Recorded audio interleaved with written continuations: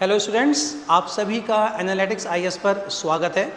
देखिए स्टूडेंट्स, हम जब भी किसी एग्ज़ाम या जॉब की तैयारी करते हैं तो हमारे माइंड में बहुत सारे क्वेश्चन होते हैं। पहला क्वेश्चन ये होता है कि जिस एग्ज़ाम की हम तैयारी करने जा रहे हैं, जिस जॉब की हम तैयारी करने जा रहे हैं, वो कौन सा ऑर्गेनाइजेशन करवा रहा है। यानी ये एग्ज़ाम सेंटर ऑर्गेनाइजेशन का है या फिर स्टेट ऑर्गेनाइजेशन का। दूसरा, किस लेवल का है, ए ग्रेड का है, बी ग्रेड का है कि सी ग्रेड का है। तो बहुत सारे क्वेश्चन जो है हमारे माइंड में आते हैं और उन क्वेश्चंस के आंसर ही जो है हमें मोटिवेट करते हैं उस एग्ज़ाम की तैयारी करने के लिए। इस मोटिवेशन में सबसे बड़ा मोटिवेशन जिसे हम लालच भी कह सकते हैं, और अगर अच्छे के लिए, अच्छे फ्यूचर के लिए, अच्छे समाज के लिए अगर थोड़ा लालच भी हो तो कोई बुराई नहीं है, और वो है किसी भी जॉब में उसकी सैलरी जो है हमें बहुत ज़्यादा मोटिवेट करती है उस एग्ज़ाम की प्रिपरेशन करने के लिए।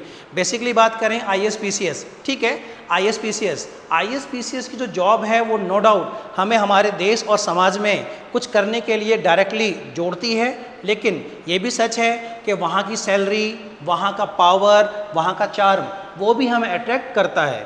तो जैसा कि यूपीएससी ने 2025 ईपीएफओ ये नोटिफिकेशन अनाउंस कर दिया है, जिसका रजिस्ट्रेशन 29 जुलाई से ओपन हो रहा है। तो आज हम इसी ईपीएफओ एग्ज़ाम की जो जॉब है इसके नेचर और सैलरी के बारे में कुछ डिस्कस करने वाले हैं। तो आइए शुरू करते हैं। देखिए, अगर बात करें यूपीएससी ईपीएफओ 2025 इसका जॉब नेचर और सैलरी, तो सबसे पहली बात बता दें आपको कि जो जॉब है ये आपका वाइट कॉलर जॉब है, क्लास ए की जॉब है, ठीक है ना।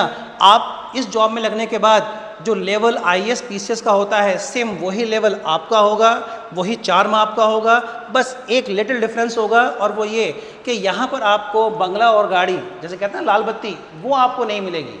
ठीक, जहाँ तक बात बंगले की है तो आपको हाउस मिल सकता है। जिस भी डिस्ट्रिक्ट में, जिस भी शहर में आपकी पोस्टिंग हो रही है, अगर वहाँ पर आपके जॉब के अकॉर्डिंग वहाँ पर हाउस है तो वो आपको, और फ्री है तो वो आपको लोकेट हो जाएगा, वो मिल जाएगा। अदरवाइज़ उस लेवल पर, उस ग्रेड पर आपको एचआरए, ठीक, आपका हाउस अलाउंस वो आपको मिलेगा, ठीक। लेकिन जो चार्म है, जो पावर है, वो सेम आपका आईएएस और पीसीएस के लेवल पर रहेगा। लेकिन कमिश्नर वर्ड से ये मत सोचिएगा कि आपको गाड़ी और बंगला मिलेगा। लेकिन हाँ, बंगला यानी घर, उसका अलाउंस मिलेगा। गाड़ी आप जब भी किसी गवर्नमेंट प्रोजेक्ट, ठीक, आपका जो है विजिट या फिर कह लीजिए किसी भी काम के लिए गवर्नमेंट प्रोजेक्ट से जाएंगे तो फिर आपको गाड़ी प्रोवाइड की जाएगी, लेकिन वो सिर्फ और सिर्फ गवर्नमेंट वर्क के लिए होगी, उसे आप पर्सनल यूज़ नहीं कर सकते, ठीक है ना। इसके अलावा अगर हम बात करें तो लेवल 10 में आता है जो 7th पे कमीशन ने, ठीक, किसके लिए, इस जॉब के लिए डिसाइड किया है। गैजेटेड पोस्ट है, परमानेंट है, सबसे बड़ी बात नॉन मिनिस्ट्रियल है, ठीक। आपके ऊपर मिनिस्ट्री का, पॉलिटिशियंस का कोई प्रेशर नहीं होगा। बस डिमांड ये है कि इसकी पोस्टिंग वो ऑल इंडिया लेवल पे है। ऑल इंडिया लेवल पर यूपीएससी आफ्टर सिलेक्शन जहाँ भी आपको भेजा जाएगा वो जॉब के लिए आपको जाना पड़ेगा। क्लियर। इसके अलावा करियर प्रोग्रेशन, अच्छी करियर प्रोग्रेशन है। आप असिस्टेंट प्रोविडेंट फंड कमिश्नर यहाँ से शुरू करते हैं, और यहाँ से शुरू करते हुए आप सेंट्रल प्रोविडेंट फंड कमिश्नर यहाँ तक पहुँच सकते हैं। क्लियर। इसके बाद बात करें तो ईपीएफओ एपीएफसी जॉब रोल्स, क्या क्या आपके जॉब रोल्स हैं, ठीक है। इन्फोर्समेंट एंड रिकवरी फंक्शंस, ठीक, quasi judicial function, presentation in courts, ठीक, finance, accounts and banking function, HRM and custom service, intelligence, vigilance and audit function. तो ये सब आपके जॉब रोल्स होंगे आफ्टर सिलेक्शन। तो आप समझ सकते हैं कि कहीं भी किसी भी फील्ड में आपका सिलेक्शन होता है तो वो पावर और वो चार्म वो आपके पास रहेगा। इसके अलावा डिपार्टमेंट्स, ये डिपार्टमेंट्स सामने दिए गए हैं, इनमें से किसी भी डिपार्टमेंट में आपका सिलेक्शन होगा, और कोई सा भी, चाहे वो अकाउंट्स हो, कैश हो, लीगल हो, आरटीआई हो, किसी भी डिपार्टमेंट जाएंगे तो वहाँ पर आप उस पावर और चार्म का फुल प्लेजर ले पाएंगे। क्लियर।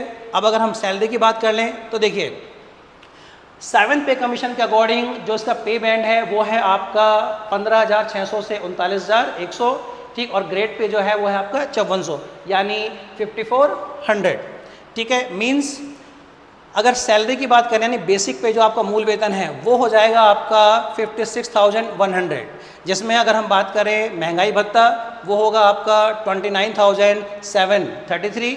इसके अलावा आपका परिवहन यानी ट्रांसपोर्टेशन वो आपका 11,000 समथिंग। अगर हाउस अलाउंस की बात करें तो वो आपका 16,830। इसके अलावा बाकी जो आपके हैं वो हैं। इसके अलावा और भी बहुत सारे बेनिफिट्स हैं जो हिडन हैं, जो आपको मिलते हैं, ठीक है ना।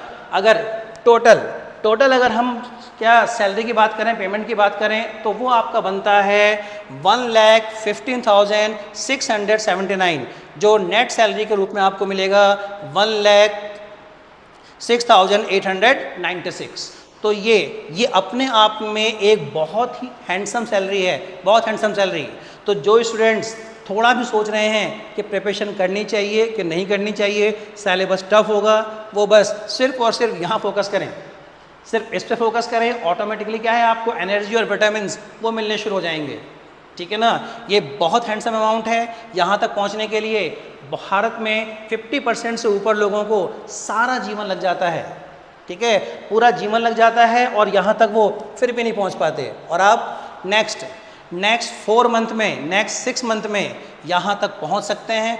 बस डिटर्मिनेशन और डेडिकेशन वो चाहिए, ठीक। उसके अलावा रास्ता अपने आप आसान होता चला जाएगा, ठीक है।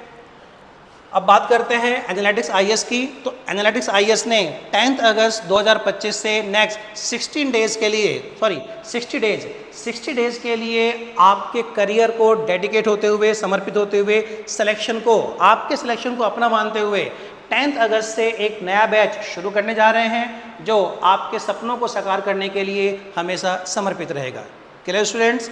इसके अलावा कोई और इन्फॉर्मेशन होगी, कुछ भी क्वेरी, तो वो आप हमसे पूछ सकते हैं। हमें जो लगेगा आपके बेनिफिट्स के लिए वो हम आपको बताते रहेंगे।